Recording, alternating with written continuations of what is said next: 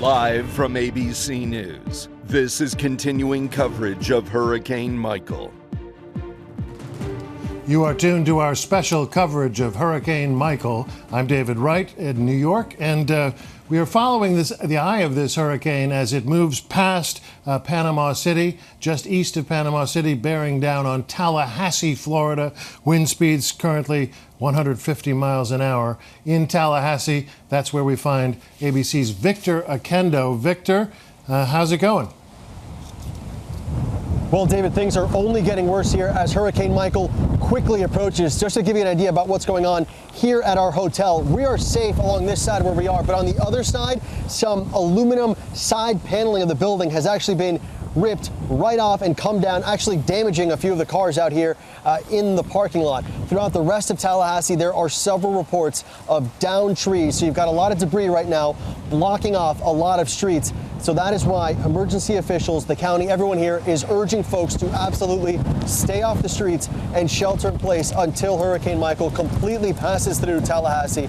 We'll be looking at conditions like this. It'll only be getting worse, by the way, for another 1 to 2 hours here. Again, the major concern, I just mentioned that a lot of those streets are closed. Tallahassee, Florida's capital, it's got trees all over the place, and we've known for quite a while now that a lot of these will be coming down, and they'll be taking out power lines as well. It wasn't too long ago, a big old branch came down right on top of a car here inside this parking lot. We're expecting a lot of damage like that as Hurricane Michael continue making its way right here through Tallahassee. We can tell you, though, that officials have been prepared for this one. They've got a lot of crews in place that will be ready to ride out and get the city back up and running, because a lot of folks right now are without power as well. David?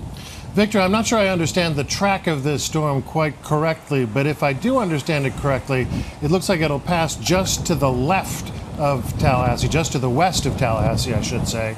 But that doesn't mean that you will be spared the wind and the rain, because it sounds like that will churn right through Tallahassee, and that Tallahassee will experience pretty much the brunt of this storm, no? That's what we're seeing right now, David. It does look like the storm is going to be to the west of us, but that also puts Tallahassee on that dirty side of the storm. There's still a chance here that we could see some tornadoes. We'll be looking at, strong wind gusts, just like this one that we're starting to feel right now. They've been much stronger than this just within the past 20 minutes or so as well. We'll be in the thick of things here for quite some time, but we won't get, the eye wall will not be passing directly over Tallahassee. So you'll be spared the eye, but the brunt of the storm, the dirty edge of the storm, as you called it there, will pass right over Tallahassee with those powerful winds, which still have not dissipated from when they hit the shore. 155 miles an hour when they hit the shore. Let's look at the power of those winds. This is a rooftop right in Panama City, and just look at entire homes have been swept away there. These are homes that are built to withstand hurricanes, but you can see the devastation. That, I believe, is from Tessa Talacaro. I thought that was Ginger Z's footage. I'm sorry. But basically wreckage left in the wake of this storm. Those winds will be almost as powerful when they hit Tallahassee. That's what's so impressive about this storm, David, is that it's just moving so quickly that we'll still be feeling those strong hurricane force winds. Usually once these hurricanes hit land, they slow down substantially, but Hurricane Michael is such a fast mover. We're seeing it happen right now. Take a look, this rain, another strong band coming through right now as these winds really start to pick up. We've felt stronger ones than this, where it really almost just takes you right off your feet, but we'll be feeling this in Tallahassee for quite some time right now. Again, officials have been warning people for hours now, telling them that if they did not evacuate, that if they did not leave their homes, it is way too late at this point. You need to shelter in place. This is the third most powerful storm ever to hit the United States, the most powerful storm in 50 years since Hurricane Camille. Emergency crews have been bracing for this, but as this storm barrels through the south, one has to wonder if the entire southern United States are fully prepared. They don't usually, Florida, where you are, they're used to hurricanes, not so much in some of the states farther to the north.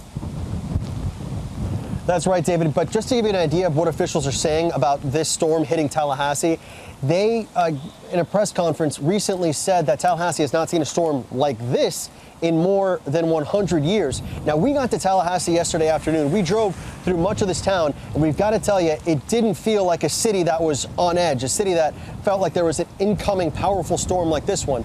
Just to give you an idea, we only found one store owner who was boarding up his music supply store, and he told us he's lived here his entire life. And the last time that he boarded up the shop was actually in the 80s. Now, there was Hurricane Hermine 2 years ago. That was a Category 1, though. That managed to do a ton of damage here.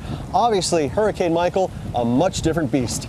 ABC's Victor Oquendo in Tallahassee. Thank you very much, Victor. Stay dry as best you can. Let's turn now to Sam Champion. He is in Miami in the Weather Center there. Sam, you and I have been talking about the track of this storm, how it is basically barreling through the south like a bowling ball. Yeah. Still at, 14, 15 miles an hour, still have winds at about 140 miles an hour. And this storm has no connection. The center of this storm, the circulation, no connection to water. So we have a lot of impact still to go with this storm. This is going to be a long, all the way into late Thursday night into Friday to get rid of and not be talking about this storm any longer. We'll start with the fact that we have flood warnings out in Pensacola right now. They've had 7 inches of rain. They could have an additional 4 inches of rain. So that is even on the softer side of the storm, if you will. And we still have the center of this storm kind of moving over I-10. Now, I-10 is the highway that runs right through the Panhandle and takes you either toward New Orleans or toward Jacksonville, depending on the direction you're going. So the center of this storm moving over I-10 right now. Still beautiful circulation on this thing, which you would look at for a healthy hurricane. That entire circle and all the thunderstorms running around it and all the feeder bands as well. David, something else that's just amazing right now. So take that flood watch and flood warning that we see in Florida and then run it all the way up the coastline to Boston with this storm. Now, here's how that connection's made. There's a pretty strong cold front that's moving through the Midwest right now. It has everything to do with what's going to happen with Michael with the next 24 hours, 36 hours or so. Because what happens is as a hurricane moves onshore, it's a tight water delivery system. Everything is wrapped around it. But when it gets onshore, what you start to see is it opening up, spreading up, and then boom, it'll throw all its moisture out. And that cold front is driving down, catches that moisture, and that rain will enhance the rain all the way up into Ohio, Pennsylvania, New York, New Jersey, New Hampshire, Massachusetts. So the cold front was going to deliver rain anyway. Now it's going to deliver even more rain because it has tropical moisture mixed in with it. And that's why we have those flood watches from Panama City all the way up to Boston. And that's incredible. Sam, people have been talking about the soft side of this storm. You just used that expression yourself. And people have been talking about the dirty side of this storm. Can you briefly explain what that means? Yeah, absolutely. So, David, every time you look at a hurricane, and those of us who forecast it for a long time kind of mentally do this, you draw a circle around the hurricane, then you draw a cross right through the middle of that circle. The worst part of it will be in the northeastern quadrant. So if I turn around and do that for you and do it on the screen here, the worst part of it is in that quadrant, that northeastern quadrant. It's got the worst wind, the worst waves, the worst rain typically, and the worst thunderstorms typically. Now we can see those thunderstorms wrap around the entire circle, but usually when we see a storm and even a powerful hurricane, it's that northeastern corner that's the worst side of the storm because that wind is constantly pushing in that direction. So when you see the softer side, the impacts of the wind, or that left side, the west side of the storm, the wind's going to be a little bit less. The rain might be a little bit less, and the storm surge will certainly be less in those communities. So when you look at a storm that's going to make impact, look at where the eye is and look at everything east, and that's usually where you're going to get your bigger damage. All right. Sam, stay with us if you could. We're going to go, though, to Ginger Z by telephone from Mexico City Beach. You've seen a lot this morning, Ginger. How's it looking right now? I have, and I just came out of a condo that we are staying in this really well-fortified condo building, and the woman who actually let us come into the condo building last night to ride out the storm here, we were just speaking with her, and it was such an emotional interview because she has most likely lost her home, which was on the water. We can't see it from here, and we're definitely not able to leave from here. But when we look out the windows here, when I'm standing right now on the back side of the condo building, I see cars floating, surge still in all of the streets. All of the trees snapped from half and below. When I look in the piles of debris that are giant, you have huge pieces of refrigerators, standing freezers, homes, the contents of homes. And it's not just the outside of homes, it's not just the vehicles, but we're seeing the homes as if they exploded. And when I was standing here during the heat of the storm, and I watched that house come off of its foundation, it made me tear up, because I thought, I've always, I know the power of storm surge. We made a 3D graphic about it. It was as if that was coming to life. It was very movie-like, very film-like, and now it's not film-like. Now it's reality. And now I'm standing here, and all I can see, until my eye can't see anymore, is devastation. There's only one. There are a couple of other storms I've covered that would be something like this, and it looked like this in Katrina, and it looked like this for parts of Sandy. And, of course, there have been other storms, but this one will absolutely, as you've heard, go down in the books for so many reasons. But the heart of it, the humanity of it, is settling in very early. There is a house missing, one of a dozen, our neighbor here was telling us, where there was a woman in there. She knew there was a woman that stayed in there, and that house is no longer standing. And I just saw a report about the fatalities in Mexico Beach. I am so hoping that is not that woman, but it sounds like it may be at least one of them, because we're even seeing even cars right now. I see it, the back end of a pickup truck just sticking out, and that's how deep the water is in some places still. And this is after the storm has passed, right? Right. At a certain point when we were inside and we were watching the storm surge, it was lapping up at the second floor here, and so we were on the third floor. So I believe that they ended up having a 15-plus foot storm surge. We heard Sam talking had there about the dirty edge of the storm and the softer edge. You're definitely east of Panama City, where this thing made landfall, on the dirty end. Yes, we were in that northeast quadrant, or the dirty side of the storm, and we were in it for over an hour. When you have that type of wind coming at you for that long and pushing the water like a big bubble of water, it comes in like a wall, and it looked frightening. From my window, I've never, ever seen anything like that before. It was, again, very film-like, very day after tomorrow-ish, but happening right before our eyes. Wow. The end of your truck, hold on, the man that was saying, that's the end of his truck that I saw. Yeah. And that's the thing, is we are on an island now. I mean, we are in this safe place, but we are not going to be able to get out, nor would we even want to for a very long time. And that's the other reality in a lot of these storms that I've covered, right? So the devastation happens. It's surreal. Then it starts to settle in. I mean, these people are going to have to probably wait at least 24 hours to go find out if their home survived, their cats inside, their neighbors that stayed. But then you have to remember that it goes well beyond that. These two were about to get married in 2 weeks. Their wedding is 2 weeks from now.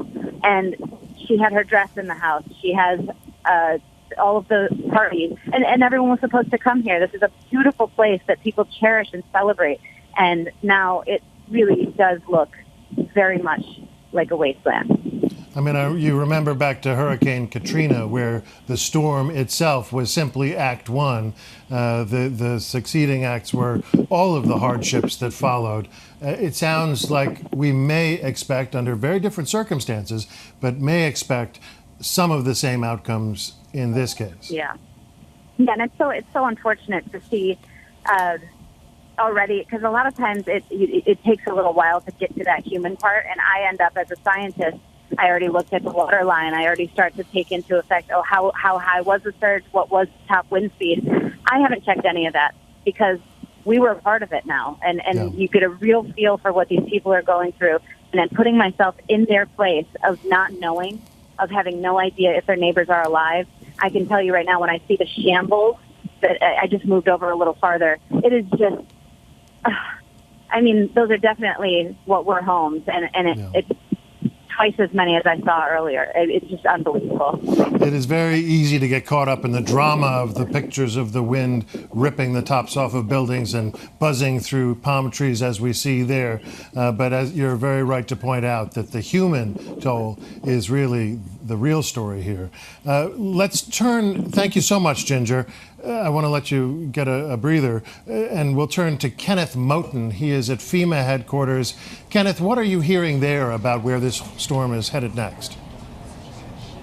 Well, FEMA is watching very closely about this storm and making sure that the effects of this storm and those who are impacted by this storm are helped as soon as possible. Dave, I should tell you that it's just been incredible to watch what's happening behind me with these rows and rows of FEMA employees, dozens of people here in the nerve center of FEMA headquarters here in Washington, D.C., where the coordination is just incredible. I think this organization knows and remembers very well what happened when it came to the response to Katrina and other major storms.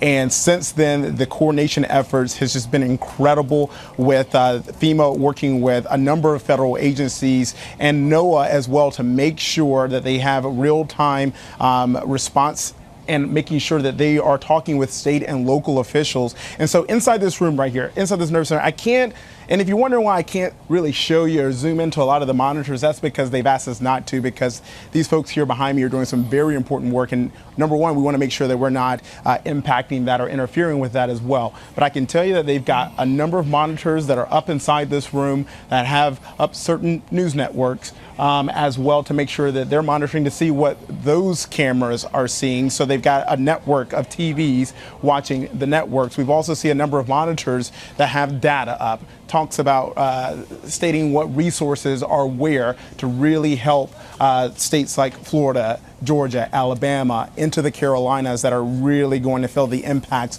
and already feeling the impacts of this storm. Let's go down the numbers again, David, because I think it's important when it talks about, when we talk about Florida and the storm surge. FEMA is preparing for that 9 to 14 foot storm surge. They say, 200 miles from the center, that Alabama, parts of Alabama is going to feel this. Georgia is going to feel this. And as it marches through the southeast, they're concerned about tornadoes in Georgia. They're concerned about the heavy rain late Thursday and for Friday into the Carolinas, where a number of those areas are still impacted by Florence. And David, on a personal note, and professionally as well, I actually worked in Orlando for several years before I came to ABC News. Actually worked in the Carolinas before I came to ABC News, and I worked in Philadelphia covering Superstorm Sandy, Irene, other storms that have just really devastated the coast. And we know how important FEMA is when it comes to getting roads open, when it comes to helping those local and those first responders. It's extremely important. So FEMA is doing incredible work to make sure that they give the resources and really mobilize the military as well when it comes to the Coast Guard, the National Guard. When it comes to the National Guard, they have so many National Guardsmen and women who are on the front lines to help those folks in those state and local areas. And so we know from covering those storms how important the federal side of this is, and states of emergency in Florida, Georgia, and Alabama as well, so they can get those federal resources as soon as possible. So what you see happening behind me is just an incredible effort. And yes, while the craziness is happening when you go to Ginger and Rob, I have seen so much activity behind me here, so many people moving around. There have been conference calls, there have been interagency calls that have been happening. These folks are working, David, and it's just incredible to see. And as you point out, Kenneth, they not only have to deal with the immediate aftermath, the crisis points created by those storms as they move through the region, but also with the long-term aftermath of actually helping people to build their lives back up. And David, remember, there are a number of FEMA workers who are still in the Carolinas because of Florence. We saw so many rivers that have just obviously so much above a flood stage that just devastated areas like Conway, like Myrtle Beach, into North Carolina, where we see those areas that are still feeling the impacts of Florence just, a month ago. And so when it came to this storm, this fast-moving storm, there's been a lot of talk as well about those who didn't evacuate in time. I asked the deputy administrator earlier about obviously FEMA being aware that there were some people who just didn't have the means to get out because they wanted people to heed the warnings, get out as quickly as possible, but there were those who just couldn't stay there. And so the worry is, what about those people who are still there? You heard me mention some of the numbers earlier. 3,000 FEMA workers on the ground, 4,000 people who were in shelters last night, and they know obviously there are millions who hunkered down and stayed right where they are at home, either some who couldn't get out or some who just said, hey, we're Floridians, we're going to be strong enough to hunker down here. I saw it when I covered these storms in Central Florida. Sometimes Floridians, you can't tell them anything. So they want to hunker down, they want to stay where they are, and they've been able to ride out some tough storms. This one in the Panhandle, something, as we've said throughout the day, is something we've never seen before. And so when it comes to FEMA being able to assist those people, they say as soon as they can, they want to help first responders get to them, David. ABC's Kenneth Moten at FEMA headquarters in Washington, D.C. Thank you so much, Kenneth. As Kenneth was saying, some of those FEMA workers are still on the job from the hurricanes that happened a month ago. Now they'll be deployed to a whole new set of locations as a result of this storm. And it's not just necessarily a matter of weeks and months, but in Puerto Rico, of course, it's lasted more than a year, the damage from last year's destructive hurricanes. Let's go back to Sam Champion for some more insight onto this storm. Sam, is this thing likely to dissipate as it moves into the country, or can we expect it to be just as fierce? You know, normally I would be telling you that, you know, we're going to breathe a sigh of relief because this storm will rapidly deteriorate and lessen in intensity as it moves inland. This storm is not doing that. We're still looking at a 140 mile per hour wind in the center of this storm. The eye has no connection with water. It will eventually weaken, but I can't give you guys I can't give anyone the all clear yet. We'll talk a little bit about these tornadoes that are popping up in the thunderstorms that are going, because we've got another one. This one just a little bit, it's radar indicated, a little bit east of Waycross, Georgia. And in these, you can see that one right there. This one was confirmed on the ground, though, the one that was near Gainesville. So the other thing I want to point out about this screen is you can see these storms coming all the way up through Tampa, Sarasota. We had a tornado report there, that far away from where we've got the tornado watch area. So we'll watch these storms pull up through Florida as they do, then wrap around through Georgia and then come in. And we have a lot of them. A lot of this rain is making it well into Alabama. And we were forecasting to have a big rain event in this corner of Alabama, but we're getting it into east central Alabama now. So you're getting a lot more rain than anticipated out of this storm so far. Then you'll see the center of that storm just moving across I-10 right there. So we're very near to Albany. And of course, if you've got a big heavy accent in Georgia, you say Albany. I say Albany. And all of that is moving a little bit north. You know, we'll watch these storms move through. What you see around Mariana right now, this extreme wind warning, this is very unusual. We don't usually, I don't usually get a chance to say that. It's not usually whipped out very much. But it's for winds that are in excess of 113 miles an hour. And this is, in fact, the first time that this part of the country has had that excessive wind warning. And it's all still in this area where you go from Mariana all the way into South Georgia. So we're going to watch this very carefully. David, if I'm looking at some good news for Tallahassee, they're still on kind of the dirty side of the storm, but the center of this storm, and even with that eye wall holding together on that storm, is moving a little bit to the west of Tallahassee, and that's going to be improved news for Tallahassee. At one point in the forecast, I kind of thought that whole eye wall complex, or what's left of it, would move across it. And that's the worst wind with the storm. So they'll see some tough wind, they'll see some rain, but I'm really happy to see that what's left of that eye wall concentration is not moving across Tallahassee, a town where so many people along the coastline evacuated to. So we'll watch the path of this storm, and we're going to be, David, you and I will be talking about this for a long time. So will everybody else in the news industry. When you watch this storm as probably a hurricane, a 1 or a 2, move across just south of Macon, Georgia, then probably we've got a tropical storm by the time it gets to Columbia, South Carolina, to Charlotte, to Raleigh. Look at that. Still a tropical storm by the time we get to Raleigh? So to answer your question, this is Thursday at 8 p.m. right here. By the time we see it really dissipating and moving offshore, it's by Norfolk, Ocean City. That's by about midnight or very early in the morning on Friday. And then, you know, we're talking way, way, way outside of where we are right now. But look at that. It still has circulation with it. it's still a tropical storm by the time it steps off the coastline into the Atlantic. So this thing is not giving up anytime soon. It's not going to give up its strength, and it's not going to give up its destruction anytime soon, David. We have those hurricane warnings still out, as we know, in central and south Georgia, in just south of Dothan, Alabama, in that corner that we talked about. And the rest of these are tropical storm warnings. That means that tropical storm conditions are imminent in that area. The hurricane warnings mean that hurricane conditions are imminent in that area. You will face the hurricane conditions anywhere in that red zone. Stan, let me just ask you to pause just for a second. We've got some video here from David Muir in Panama City. Let's just give that a quick look, and I'd love to get your reaction to it. This is from Panama City, Florida, from the view from his hotel room, it looks like. You can see the winds have died down a little bit.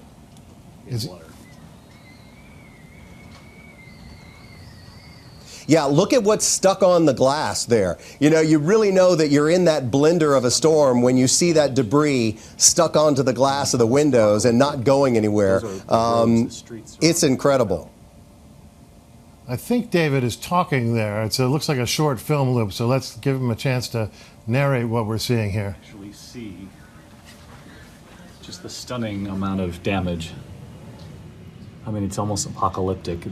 Those are the roads, the streets surrounding the hotel, completely covered in water. An eerie scene there. Sam, this is a scene that is likely to be repeated all across the southern United States through a swath right up the middle in that alley there. And in parts of the South, as you've pointed out, where they don't normally see hurricanes as they do on the Florida coast. Yeah, and you could hear where David was talking, that howling, whistling wind. The wind stays intact with this storm to a pretty large degree as it moves all the way into south and central Georgia, moves from Georgia into the Carolinas. The wind is going to be one of the big, more pronounced elements of this particular hurricane. So you could hear it even when he's inside, looking outside. The other thing you noticed, and we talk about it a lot when we're here, those big, beautiful trees that are inland in Florida and in South Georgia, those trees, so many of them are going to come down, and they're going to come down by the thousands. And when that happens, it's damage to whatever they fall on, certainly, but it also takes power line down very often. And in that shot, and I believe it was David's shot, where we were seeing that when he was outside, seeing those trees leaning into the power lines. That's what we're going to be seeing everywhere. In Georgia, in South Carolina, in North Carolina. Every time those trees move into those power lines and take them down, that's a community that's without power for days, and in this case, because they've got so much to do when the storm moves through, it'll probably be weeks, David. Wow. I'm, again, not familiar with the track that these things normally take, but am I correct in thinking that to the extent that the Carolinas experience massive hurricanes on a yearly basis, are they normally coming from a different place than this one? In other words, do they not travel up the coast more than over land? Oh, absolutely. And that's why people in coastal areas of these states that we're talking about are all well familiar with how to evacuate in a hurricane. They know what's going to happen to their coastline if they've lived there for a long period of time. It's inland residents that are usually taken aback by this. They may not be paying as close attention to the storm because they know they're inland. They're not on the coast. So this storm is going to be running from a different direction. It's not coming from the coast and going inland. It's coming from west and moving east now. So, there is this sense that we have of getting everybody ready for it. I want those folks in the Carolinas ready for additional flooding rain, and I want everybody that you see in the path, certainly of the travel cone, and I would extend that from this line all the way down to the coastline. I want everybody in here ready for the effects of this storm. And when you say ready for the effects, go ahead. When you say ready for the effects, if someone happens to be in the path of this storm, and maybe they're not used to hurricanes, what should they do to prepare, short of getting out? Assuming they can't. Well, it's everything. Right. If you're going to stay where you are, and in most cases in inland areas now with this storm weakening, it will be okay to shelter in place. But if your local authorities believe that you need to evacuate and they come and tell you to evacuate, or they put it on the screen and they say evacuate, evacuate, because flooding is still, inland flooding is still a concern with this storm if it can dump 6 to 10 inches of rain, and it can easily. So water and floodwaters, rainwater, may force some people to evacuate. But for most people now who are inland of this storm, they'll be sheltering in place. And for that, that's why we tell everybody to pack up that food, that dried food or the canned food, keep it in the house.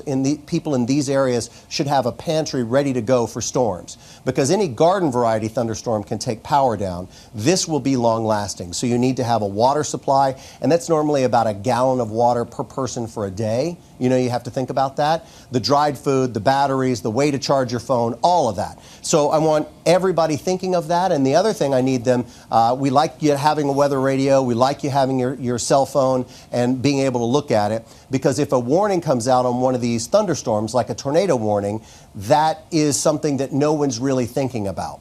So when the thunderstorms move through, we're all concentrated on the wind or the rain, but a tornado popping out quickly in these storms is very likely through Georgia and both Carolinas, South and North Carolina. So that's an additional threat that I want people thinking about. So ready for all of those problems with this storm. All right, great advice, Sam Champion. Thank you very much. We'll leave it there for now.